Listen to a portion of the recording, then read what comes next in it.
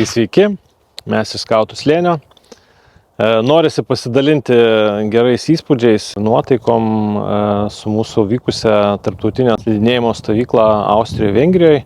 Šitas formatas mums buvo naujas, kada stovykloje dalyvauja ne tik vaikai, bet ir tėvai važiuojantis. Įdomi stovykla buvo.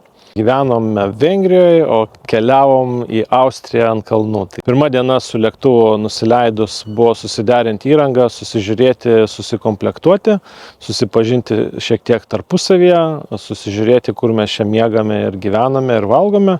O antra, trečia diena buvo slidinėjimas ant kalnų su instruktoriais nuo įvairių lygių.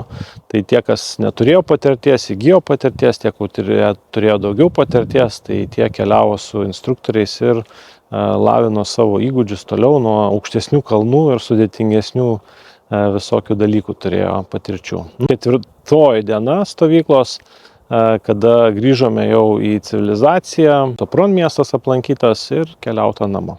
Tai manome, kad po šios patirties mums labai buvo svarbi ir dalyvių nuomonė, ir tėvų, ir vaikų, nes tikrai žiūrimės, ar galėtumėm, tai galėtumėm, o jeigu toksai noras būtų ir matom pagal dalyvius, kad visai pasisekusi stovykla, tai ketinam ir ateityje. Man labiausiai patiko slidinėti ir labai patiko nuo to pačio aukščiausio kalno nučiuožti.